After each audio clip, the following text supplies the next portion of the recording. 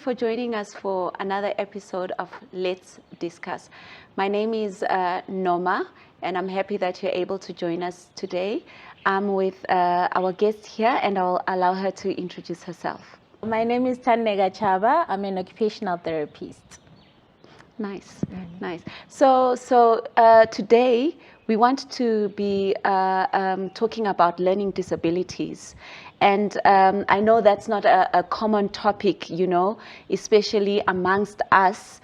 And we don't know a lot about learning disabilities. So we're hoping that today we will have a chance to delve into the subject and have you, our occupational therapist educator. So what is a learning disability?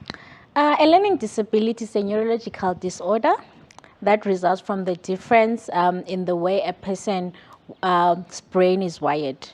So with children with learning disability, what we usually see, the children who have a problem with writing, problem with maths, problem with reading, problem with speaking or spelling, or also the other problem with reasoning and recalling. So those are the problems that we usually see with the children. Okay, so just for our viewers at home, we are specifically looking at learning disabilities in children today. So that's our main focus, in children. Yes. And you've already mentioned the different types. Maybe you can delve into the different types of the learning disabilities in detail. You've already mentioned there's writing, there's calculation, there's reading, and all of that. So maybe you can give us more information on that. Okay, on that, we have learning disability and learning problems.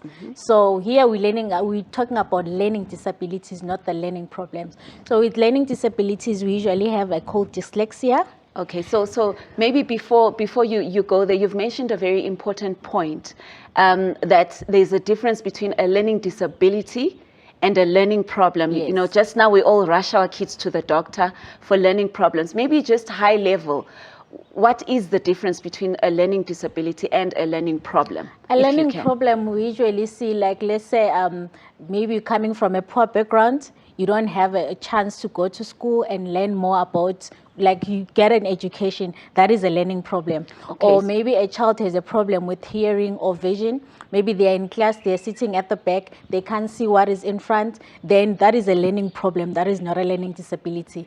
Or maybe a child with ADHD, they usually say that it's a learning problem. That is not it's the way that they learn that is the problem, but it's not a disorder.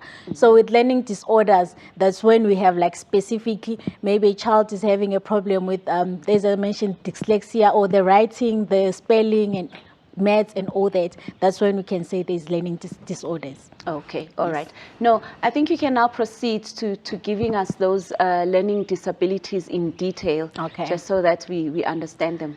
We have a dyslexia. This is a common type. Like, they usually say 1 out of 5 children have dyslexia.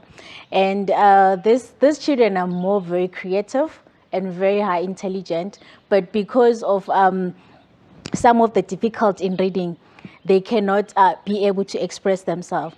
Like, let's say a child, they know the word T, but in their brain, it doesn't ring that T. Maybe, like, let's say tap. To say tap, they cannot say that because their brain cannot process that. So they have a problem with processing words in their brains. Okay. And we also have what we call dysgraphia. Dysgraphia, it's more on writing. So the child will have what she wants to write. I want to write Thandeka. But to write that Thandeka on the paper is difficult. Maybe I use the word, I know that there's Thandeka, there's THA, but to write that Thandeka, it's always a problem. Others, their handwriting is not neat. Or when they write small things you cannot even read. Or when they write, you start on the page. There's a page, you start on top. Maybe they will start from the bottom. Like, the writing is the problem. That is the one for dysgraphia. And the following one is dyscalculia. dyscalculia is more on maths. So they have a problem with poor number sense, and also they find difficult in putting their knowledge to solve maths problems, and difficult remembering numbers. You know, at school they usually say you need to know the timetables and everything. So they also have problem with remembering numbers. And the other one, we also have the dyspraxia. The dyspraxia, they usually have a problem with fine motor and gross motor. The fine motor, the small things like writing, tying their shoelaces, zipping up their zippers, buttoning their buttons. That's where we call they have a dyspraxia. And the gross motor, you find the child is sloppy when they have to run, they are falling, when they're jumping, when they're playing with the other kids. There's always fall with them. So that's why we can say they have like problem with coordination. So the coordination problem, that's what they have. Okay. Yes. So from what I'm gathering, these various learning disabilities are mainly a challenge between communication from the brain and to whatever activity that the child should engage in, whether it's writing, reading, calculating, or motor skills, right? Yes. And as you're saying that, you know, it's coming to my mind that when you receive a report card from nursery school, you know, they always write something about the motor skills. And, you know, as parents, we wonder, what does tying shoes have to do with anything? Yes. What does, you know, zipping or jumping, you know, frog jump? Yes. I think that's part of motor skills, Yes. right? What does that have to do with anything? And you're telling us that those are indicators to whether a child is progressing well in terms of their learning abilities or not, right? And just so that we are clear, it's possible for a child to have one learning disability and be absolutely fine elsewhere. So it could be just the reading and everything else is fine. Is it possible for a child to have a combination of learning disabilities? Yes, a child can have, maybe they have a problem with the dysgraphia. So with the dysgraphia, actually they have to write. And now with the other one, maybe the problem with dyspraxia, to write, you know, you have to use a fine motor, you have to hold a pen. So to hold a pen and to write, they might have a problem with that. So a child can have two or they can have all. So they need to find a way on how they handle that in terms of their education, on how, like the learning of their learning is totally different from, let's say, for the dysgraphia one or for the dyscalculia one, because they have all in one. So it's not the same. Okay. All right. So at what age do we normally pick up that there seems to be a certain form of learning disability here? Okay. For the learning disability, we usually, when a child is doing grade 3, when they're in grade 3, that's when you can see that there's a problem. Because in grade 3, you expect a child to be able to write their name fully, proper way. The child, they must be able 1 + 1. They should be able to do, like you look at developmental milestones, you look at a child in grade 3, they have to do all this schoolwork. But when you realize that, no, this child, they're not able to do that. Even when they are young, there are some small, maybe when, like, looking at the developmental milestones, we can check to know this one, there is something, a problem. Maybe with the way, you know, rhymes. In preschool, they do rhymes. They cannot do the rhymes. Or when they are singing, you can pick up that there might be a problem there. But the final age is more when they are doing grade 3. Around grade 3. Grade yeah, 3. So for our parents at home, I actually like that you're mentioning this. It's important for us to allow the milestones to take place, you know? Just because a child in nursery school cannot maybe say the alphabet or identify the letters, it's not time yet to rush to the doctor. We must allow the developmental stages to take place. And then around grade 3, we can then say, perhaps I need to take my child to a specialist, right? And I think that's where I want to go to now. At which point do I take my child to a specialist, given that there are these milestones also that I should allow to take place with the child? You know, as a mother, you have that instinct. You see that, no, there's a problem here. If you pick up that problem and you don't feel comfortable with it, I feel there's like something in you that tells you, no, there's a problem. take the child to a specialist, even though before they get to grade 3, just take the child to a specialist, because the earlier the better. And then you can take the child to a specialist to see if there is a problem. But because most of the times as parents, you don't see that the child has a problem. At school, they usually see that, the teachers. Even maybe you look at the report, the child is always the negative comments that the teacher writes.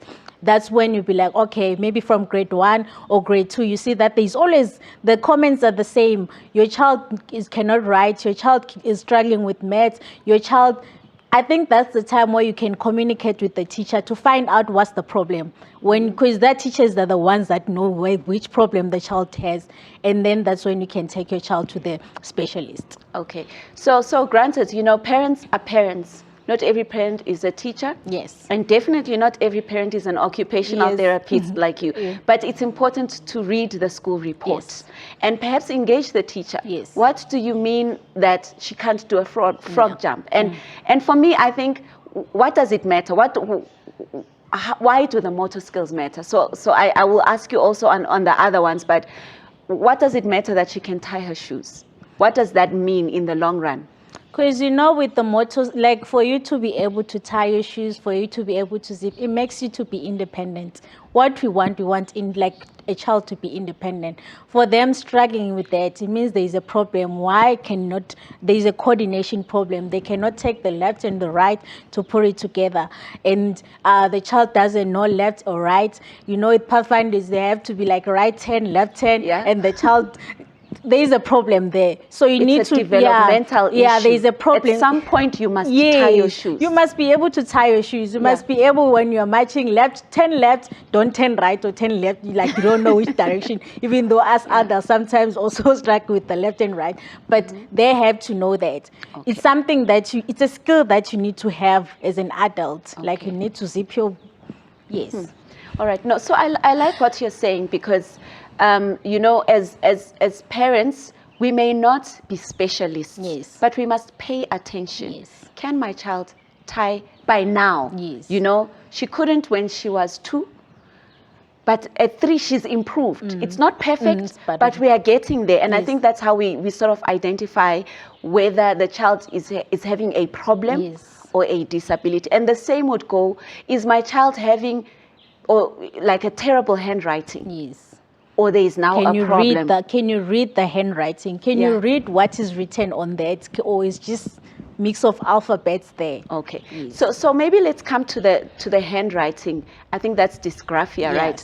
Yeah. So on the handwriting part, I've heard teachers say the child must hold the pen in a certain way. Yes. So I'm gathering that sometimes the child has a problem, not a disability, but a problem with writing because they are not using the writing instrument or holding the writing instrument as they should. Yes. However, if that is corrected, would we say then that they should not have challenges with, handwriting? Because with the holding for you to write, you have to have the good skill to hold the pen. So for you, when you know how to hold the pen, you'll be able to write. So if the child holds the pen properly and they don't write correctly, that's when you can say there's dysgraphia. Or when they hold the pen wrongly and write like the way they write, you're not able to read. So there's dysgraphia, there's dyspraxia there and dysgraphia at the same time. Okay. And with the children, what you can also look at, there's something called muscle tone. Like their tone is like when they're sitting on the couch, they slouch, or when they're writing, they're doing this. All these are the symptoms, or it's something that you can look for when the child is doing their homework. When they are writing, they have to do this.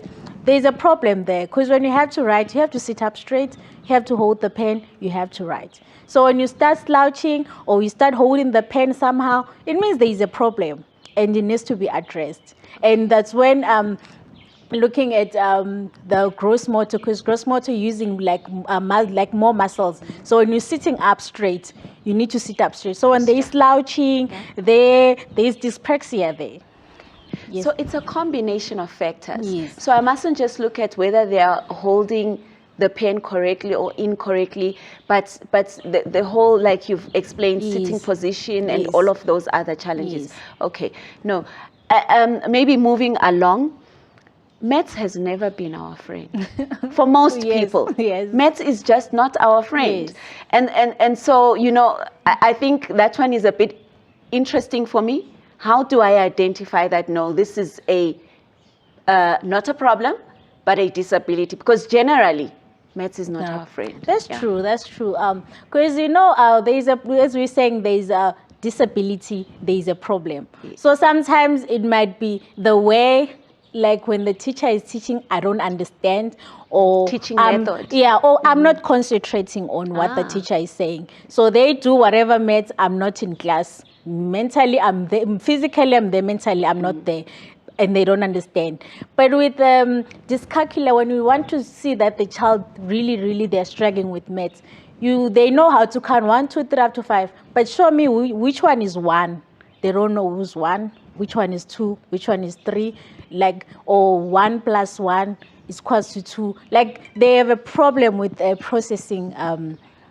They have a problem with processing, like the maths, the numbers, and how to put them together. So the numbers, they don't make sense to them. So it goes back to your point to say, at a certain stage, so grade 3, like you had said, when I say to a child 1 plus 1, the child should be able to say 2. Yes. And if I say write number 5, at that stage, they should be able to write it. And if they cannot, because those are basics now. We are not even looking at the times tables and all of that that you refer to. Yeah. The basics at a certain level, if the child is struggling, then, you know, we should be able to say there's a learning disability here that needs to be addressed. Yes. All right. So now we've identified the problem, whether it is reading, whether it is writing, the motor skills, or the numbers, the math. What do we do? What do we do? Okay, you know what? I feel like when you have, like, now you have seen that my child has a problem. As I said earlier, you go back to the teacher. You need to be now friends with the teacher.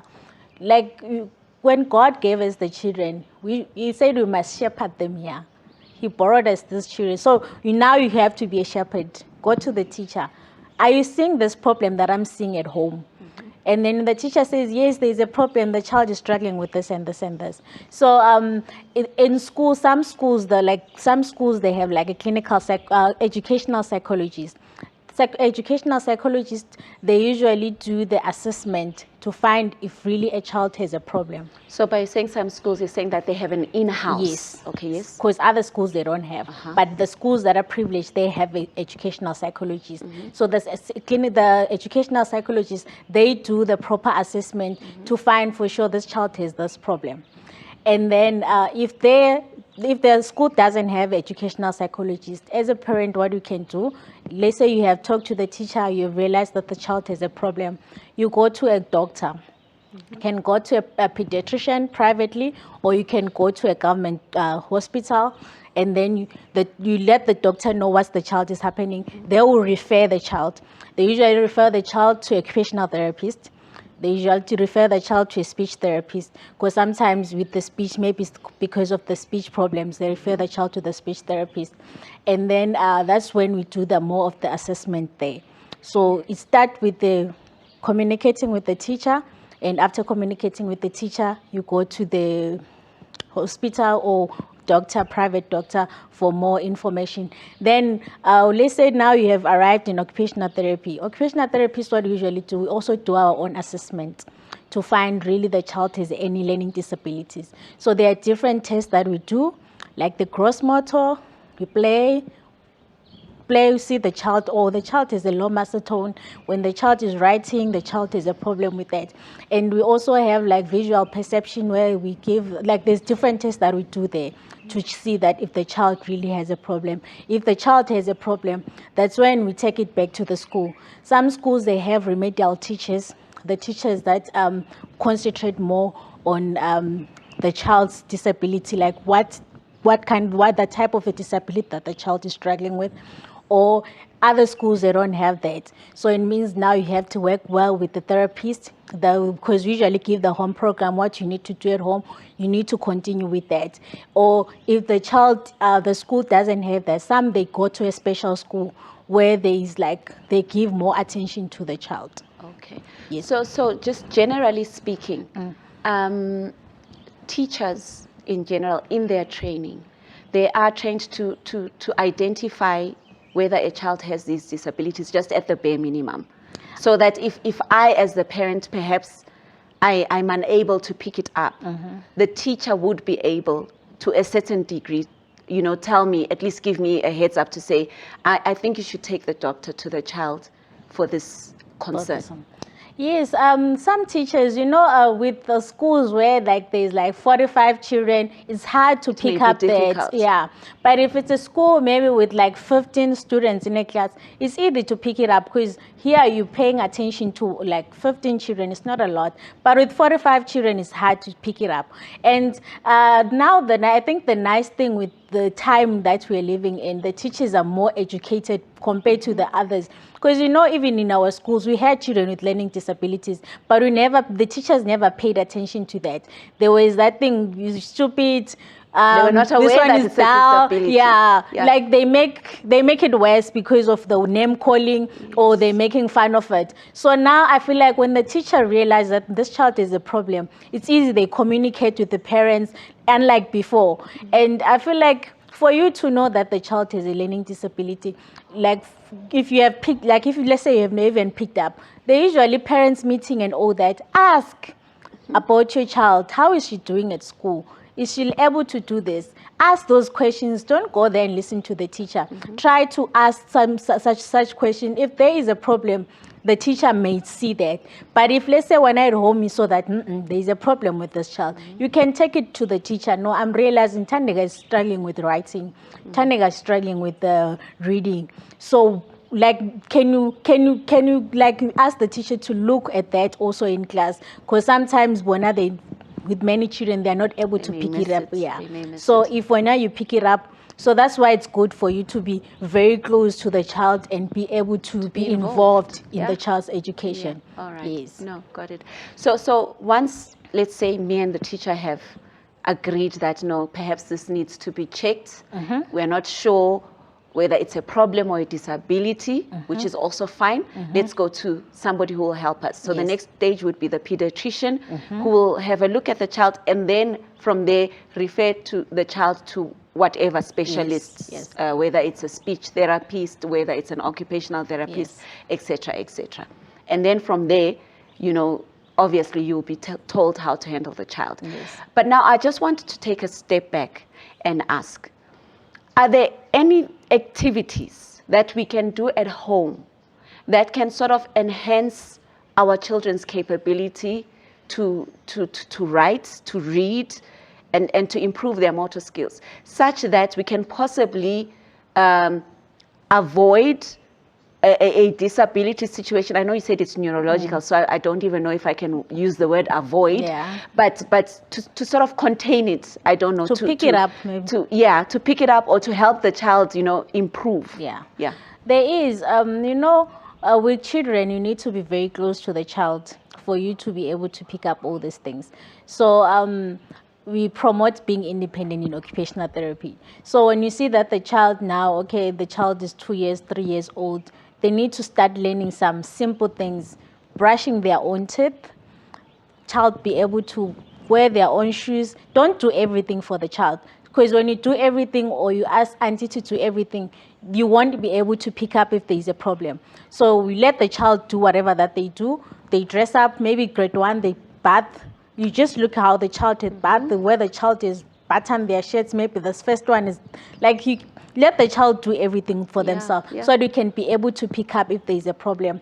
And also, there is a Ellen G. White also talks about we need to read for our children. We need to have devotion for our children. As we're having our lesson studies with our children, we sit down with the child, you read with them, the ones that who are not able to read, but the ones that they read, give them a lesson study, read for me.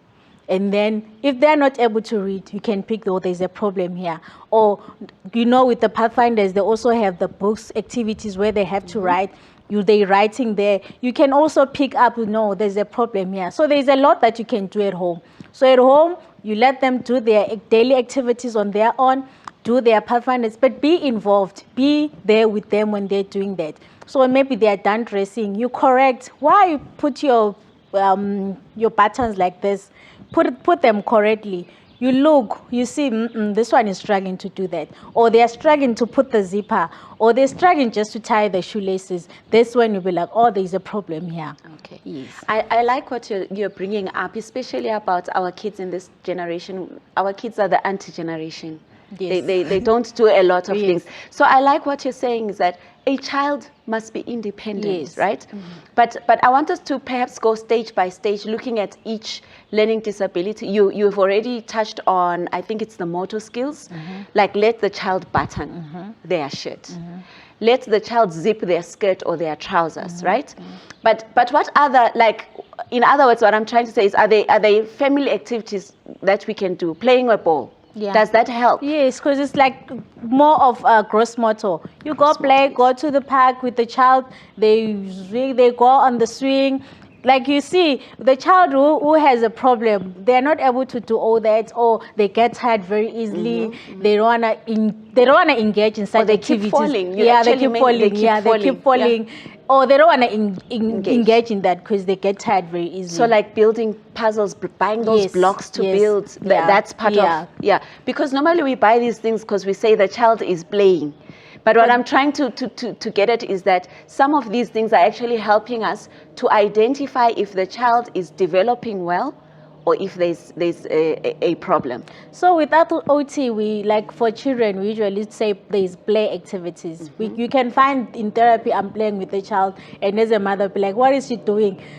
Play is part of it's part of treatment. So you put a child, you give the child the building blocks. They build the block. There's nice building blocks where there's colors and shapes. So you have to put by numbers, you have to put by shapes. But the child who has a problem, they're not able to build that because their coordination is not there. They don't know which one is 1, which one is 2, and which one is a square, which one is a circle. So you can see that one, there's a problem. Or others, you give them maybe there's those letter words, those mats. Yes. Those nice mats. They also have a problem with putting them together, like building that puzzle, because that one is very big, so it's easy to put it together. But the child has a problem with that. So even at home, there are a lot of things that we do that the child has, like play activities that they. I like what you just said. I think your exact words were, playing is therapy. Yes. And parents at home, if I have friends, we've said this, we get tired of playing. Like we're bored with playing, but playing is actually therapy. It is therapy. And it helps us to see our child's progression, right? And maybe we've discussed motor skills. Now we know, like buy your building blocks, buy those letter mats, get puzzles, right? Yes, puzzles. See if the child can do a 6-block puzzle, 12-block puzzle, and so forth and so on. Throw the ball, Let them go play outside. Let them go play outside. They come back home dirty. It's tough because when they come back home dirty, it means they were really playing outside. They were playing with the ball. They were doing everything. And building those necessary muscles that they need for various things. All right. And let the children bath themselves. That was a good one, right? And then you see whether they are developing the way that they should. Maybe moving on to math, right? What things at home can I do that can sort of help me, identify whether the child has a disability or not? Okay, at home, maybe we can start with giving it, like, let's say, at school, some schools, they say Friday, the child has to wear, they have to wear their clothes, so they need to have money. Maybe you can say, maybe they say 5 rand. You give the child 1 rand, you give them different money, and you ask them, does that make 5 rand?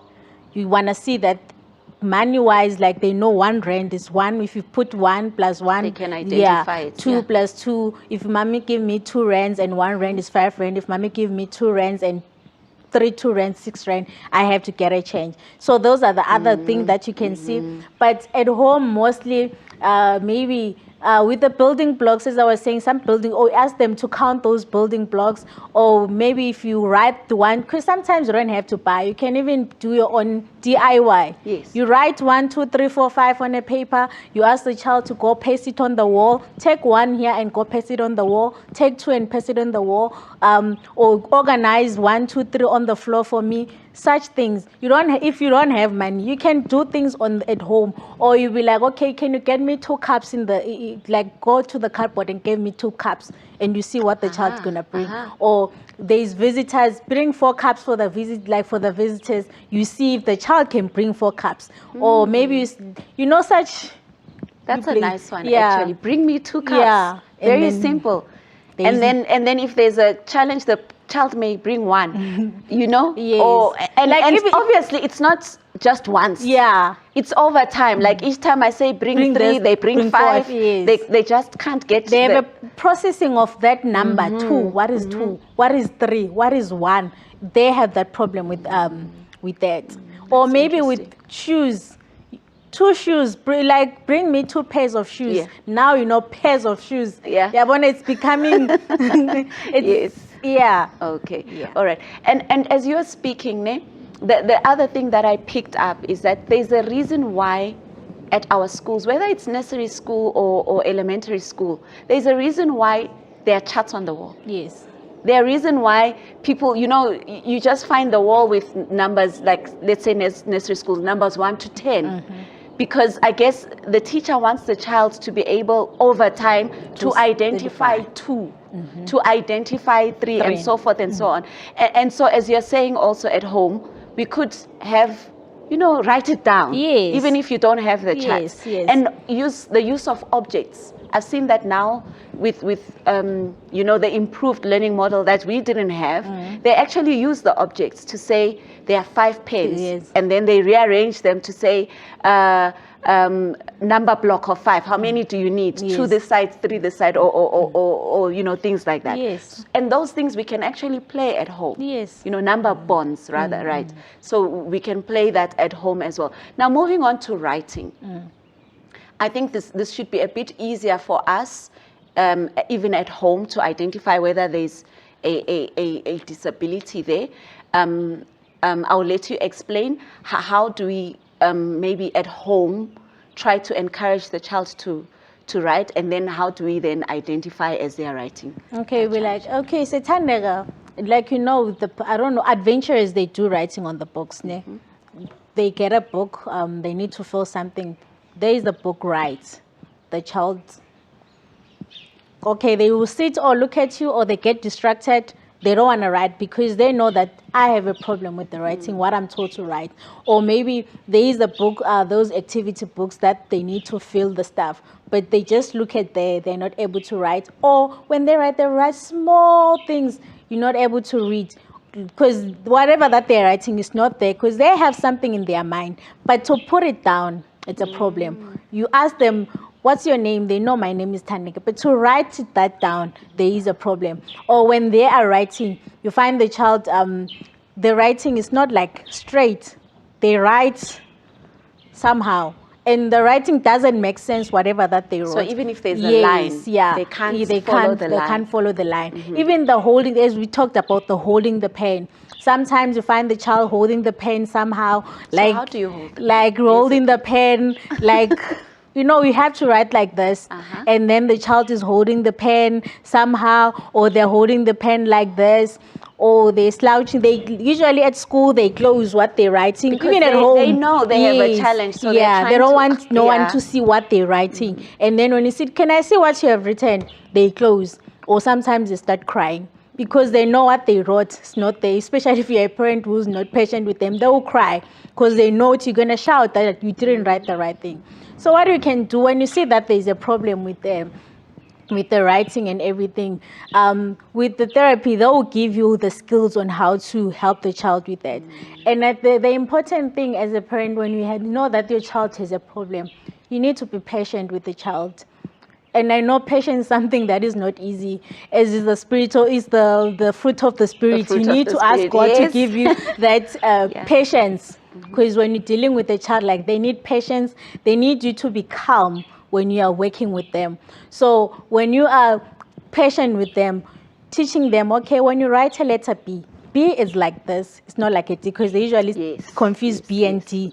D is like this. This is a B. When you write B, you write it like this. So in therapy, like let's say it's a child who's struggling with holding a pen or something, there's a problem with the hand. We usually adapt the pen. We usually do some things like splints that we use to make the child to be able to hold the pen properly, and then they can try to hold the pen. So what I can say at home, what they give you in therapy or what they advise you to do, continue doing it that. And when you're in therapy, don't just go there and sit and just judging watch, the therapist, be like, they're playing with my child. No, try to be involved. Ask. You need to ask questions. Write down. If let's say at home you write down, like, because when you're there you're gonna forget some of the questions.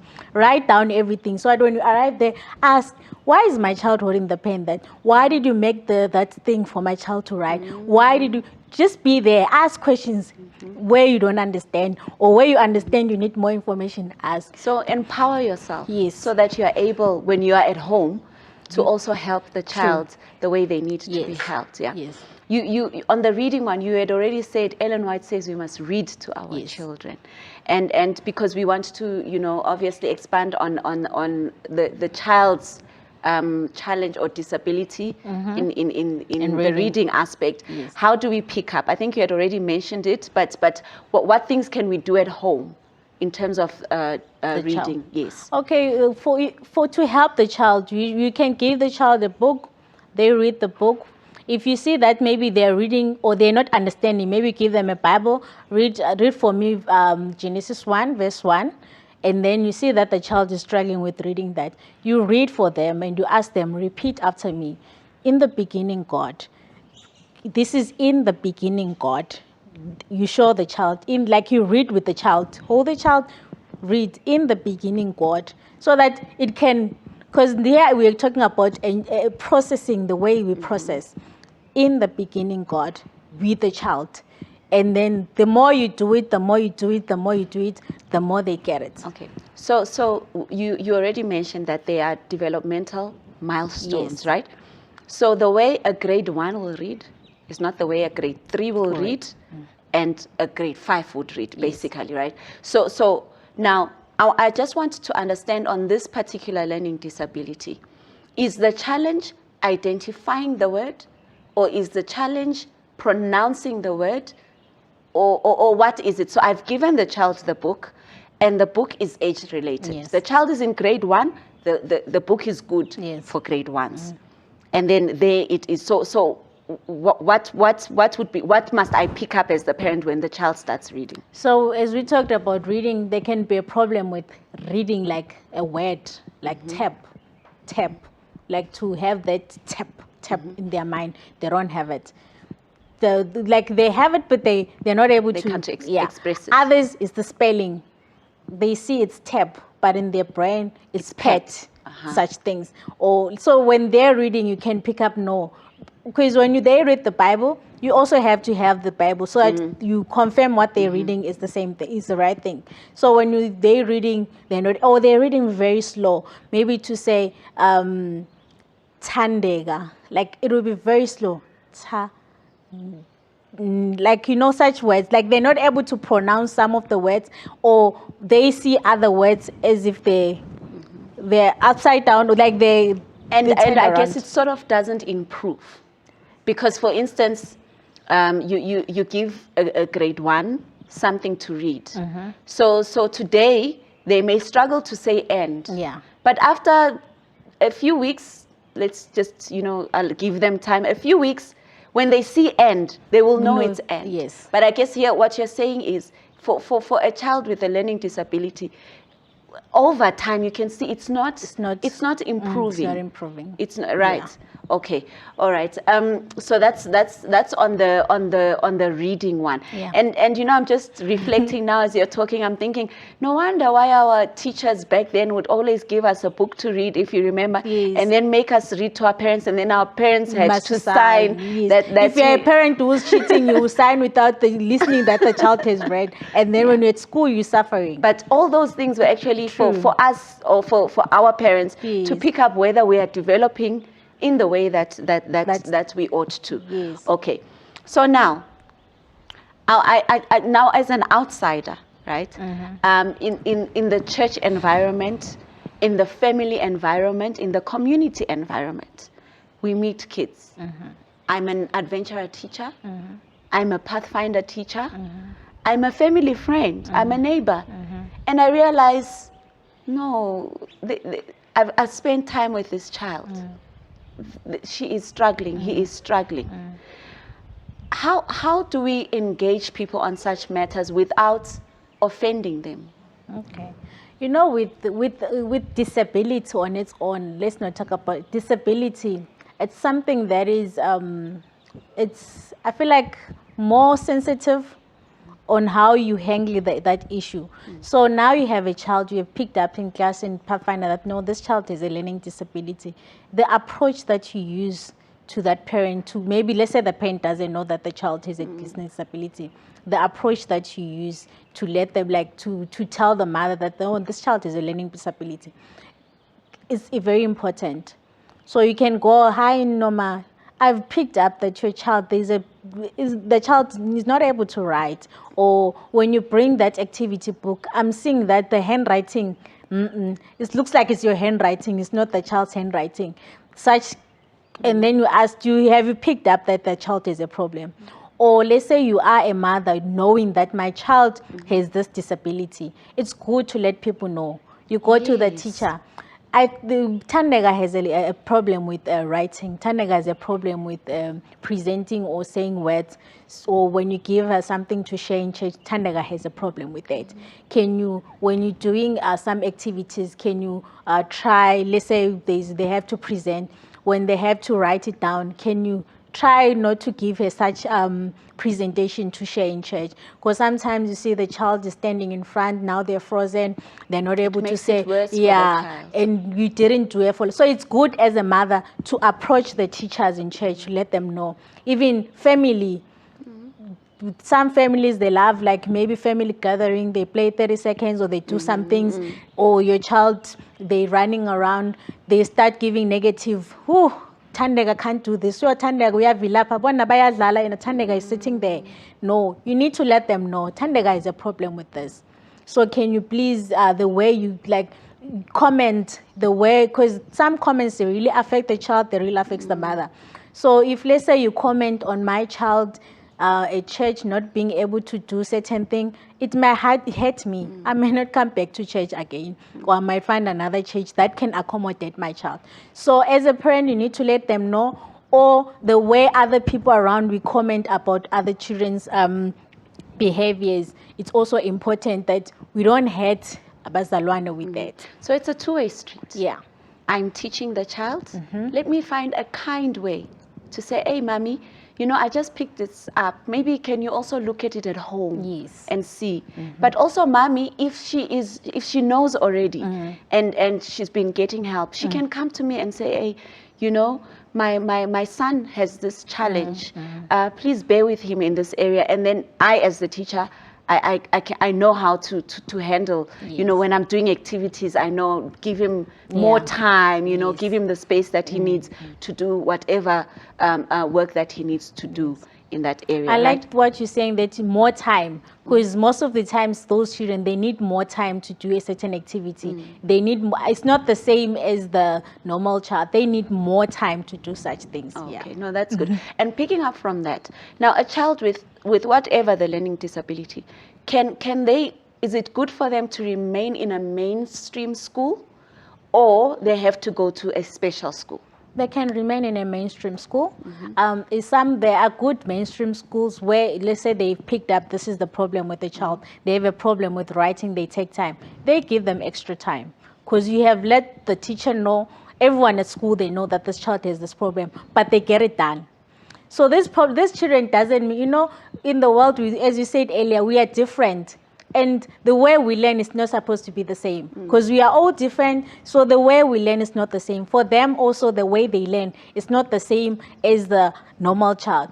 So the way we give them more time, or you give them a specific, let's say the child, they are struggling with maybe communicating out loud or to say the words out loud. You try not to let them do it in class like where there's everyone else. You do it them separately. You do it differently. It's not the same as others that they do. Okay. Yeah. So the child can still go to a mainstream Yes. school, but with the understanding of the teachers, Yes. there will be sort of a learning model Yeah, that that you they know use. they'll be accommodated, so that they can still achieve the work that they need to achieve at whatever level they're at. Some schools have what we call remedial teachers. So those remedial teachers, they concentrate on that. So maybe find out in class there are 2 teachers, 1 teacher, and then there's a teacher who's specifically for those learning disabilities. If it's a severe one where the child, they're struggling at all, that's when you can take them to a special school. As I said, that most dyspraxia one, they're very creative. So they need to be in a school where they can use that creativity to do something magical, than to be in a school where they learn, like where they have to do what they're not able to do. So they're in a special school, they promote that. And the other thing, as a parent, when you see that your child has a learning disability, you need to also look what they're good at. When you've picked up, my child is good at this, try to polish that. Try to make them feel good with that. They excel in that. So when they know, oh, I'm good at singing, in future, they will know that I'm going to concentrate more on singing. If they're good in dancing, you look at Strengthen that. the Yes, talent strengthen that that, what they're good at. And also, words like calling them stupid, calling them what? No, you need to be patient with them. Yeah, and also not to compare the children. If you have maybe the same child, maybe it's twins, same year, they're not the same. Don't compare them. Even compare them with the Noma's child, with Thandeka's child. No, let them be who they are, because we're not the same. Yeah. So words of affirmation. Yes. Rather Yes. replace. Don't say what you think they are. Yes. But affirm them. Compliment them Sure. where they're doing well. Yes. And I just wanted to perhaps reflect on that remedial class.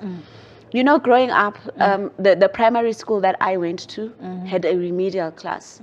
So what you're saying is that a remedial class is not a bad thing. No, it's not a bad thing. It's just that they get more of either the time is more when they're writing, or like the teacher is there for them to help them. Like they're closer than a child where the teacher writes on the board and say do this maths, they do it on their own. This one, the teacher has to be close. Someone has to be there for them to help them in their education. No, I appreciate that, because I think as parents, you're sitting down and then they tell you your child needs to be moved to remedial class. You're almost in tears, Yes. but it's actually to help your child Yes. to progress in the manner that they are able to, in the Yes. pace that they are able to. Yes. Yeah, so it's not No, a it's bad not a thing bad at thing. all. It's not a bad Yeah. thing. All And right. also with the normal children, let's say your child is fine, everything is doing very well. It's good to teach them about these learning disabilities so that they don't laugh at others. Because now one is now changed to a remedial class. They think now that one is dumb or that.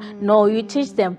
We are not the same. You have black hair, I have brown hair. You are like this, you are tall. We're not the same. So this child is not the same way, the way you are learning. They are learning differently. But that doesn't mean they are nothing. So it means they also have that good thing that they do. So we need to educate our children on that so that they don't become bullies. Because even laughing at that, it makes the child, we will not like going back to school because someone is laughing at you that you're now going to remedial class. And all That's a very good Yeah. point as well. Our children should be made aware Yes. that some kids struggle with reading, Yes. but they are good kids. Yes. You can play with them, Yes. and you can encourage them and help them Yes. if possible, Yeah, so that's a very good a point that you've raised there. So maybe in a nutshell, as we are coming to a close, what are some of the things that you'd just like us to remember, just those points of emphasis? Okay, as I mentioned, as a parent, you need to be patient. Pray for long suffering. Pray for you to be patient, so that because you're dealing with a soul that needs tender care. Be a friend to your child so that you can pick up all this. The child can be able to tell you, Mommy, at school they laugh at me because I'm not able to say this. But if you're a parent who's not being approachable, it will be hard for your child to know that. And be involved as a parent in your child's education. Be friends with the teacher. If your child has a learning disability, go to the teacher, ask all the questions. If there is improvement, try to, wow, there's an improvement, maybe you buy them something that will motivate them. But please, when you go for therapy, do what they tell you what to do. Continue with the therapy at home. When you pick up something, have a book, write down, because I know when you're there in hospital, you forget some of the questions that you had at home. When you remember, write down, so that when you go there, you have all the set of the questions that you want to ask. Why are you doing this to my child? Don't be scared that, no, these are professionals. When I start asking questions, no, ask questions. Even when you ask all the questions, so that you can understand why they're doing what they're doing, so that it can help you when at home. Because maybe they give you a home program, you didn't ask. You won't do that home program because you don't understand what you need to do. And also, you need to let people know that my child has a disability in this. Let teachers know at church. Let everyone know it. Family, neighbors. My child has a problem with that, so that they don't put your child in the spotlight. Because we need to build children with high self-esteem. Yes. So if their self-esteem is very low, as parents, we are the one. We need to help them to build that esteem by letting people know. So don't be afraid that, no, people will laugh at me or whatever. And the other thing, as church or as parents, there's this thing of maybe talking about other kids. Maybe you see that my child has a problem with writing, and then you talk to another friend while my child is listening. That's the gossiping. Especially maybe in the church, it also affects me as a mother, also affects my child, because it has a way for me to hear that, oh, Sis Noma said this about my child. Sis Noma was talking about this, my child. Or my child will be like, yo, I heard my mom saying you can't write but you're in grade 3. And then they start laughing at that. So it affects that. So we need to try to tread softly when dealing with the souls. Yes. I think what I'm picking up from your points of emphasis is that attitude is everything. Yes. Attitude is everything.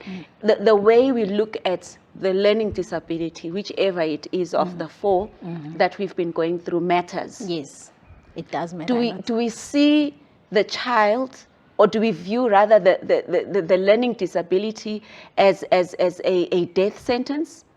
Or we can see that, of course, there's a limitation, but we can bring the child up.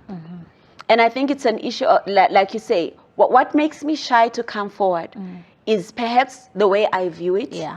Already I'm uncomfortable. But if from today we say, let's change our attitude. Let's accept that amongst us, there are people with learning disabilities in certain areas.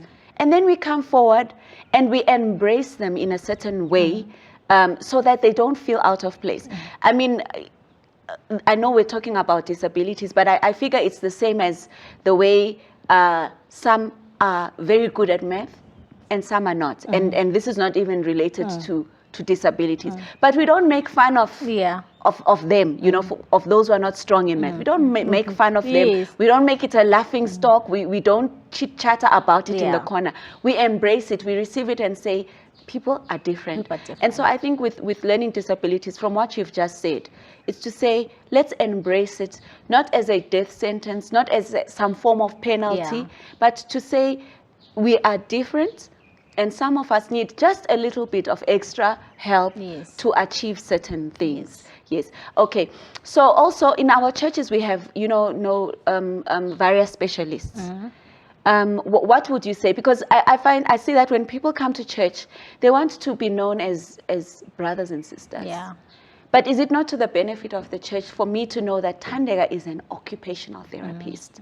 You know, what do you have to say about that, perhaps? I think especially in health, we have we don't like using our specialties, like our professions in church. I don't know why, but I feel like we need to change, because God blessed us with this. It's not because we are smart or whatever for you to be occupational therapist, for you to be an accountant. It's because God saw that if I give you the skill, my church is going to be helped. So I feel like let me let other people know, use your skill in church more than outside, because in church, that's where we need more of those skills. Like we need occupational therapists. I know they are there. Speech therapists, I know they are there. Physiotherapists, social workers. If you have that psychologist, and we need more psychologists now in our churches, because with this, let's say you don't have money, or government, they gave you a date for your child for them to go for checkup. It's like after 3 months. you know that Sister Noma, she's a psychologist. You can ask Noma, I don't have money to take my child to private. Can you help me with this? Can you do this? Don't, if you are that person, help where you can help. Write the home program for the parents. Be involved to help them. So I think we need to use more of our professions also in church, and also the church, when we're helping, they must not take it as if we want to show off what we have, but let's try to work together as we have different professionals. Okay. Yes. No, that's nice. So the church must have space also. Yeah. For our professionals Yeah. who are able to help us in these various, it may not just be Yeah. learning disabilities, Yes. but various aspects of Yes. life. Yeah. Yes. So and us at Tshedza Church, we have an occupational therapist. There you have it, Thandeka. You can call her. Yeah. We've got her details, and she is willing. And this is like we're opening the door to say if you notice anything, and perhaps your resources are limited, and not just your resources, but your knowledge may be also limited. Thandeka is here, and many others who can assist you. Thank you so much for joining us today. It's been really a good time chatting with you, Thandeka. Thank you for sparing the time. I do feel empowered and looking forward. Now I'll look at children differently as they do various activities, and I'll also be involved. I will play and I'll do whatever matters. No, so thank you so much. Maybe you can close for us in prayer. Okay, let us pray. Dear Heavenly Father, we just want to thank you for this beautiful day, and thank you, Heavenly Father, for making us to be different, dear God. And thank you, Heavenly Father, for parents who are also having children with disability, can be learning disability or any disability. May you give them strength. May you give them patience, Heavenly Father, to be able to handle the sheep that you borrowed them, Heavenly Father. And I pray for everyone else who will be around the children or the parents who have any disability, to be kind, and our attitude towards them, Heavenly Father, to be having supportive attitude, and also, Heavenly Father, to help where we can help, dear God. Pray for everyone with different professions, dear God. May you give us the strength and give us the zeal to work for you in the church with our professions, Heavenly Father. And I pray for all the children with learning disability or any disability. May you be with them, dear God, because you planted them, Heavenly Father, in your vineyard for them to shine, to be different from others, to see that you are a God who does different things, and you are a God who creates beautiful things. I pray all this in Jesus' name. Amen. Amen. Thank you so much. Have yourselves a lovely day.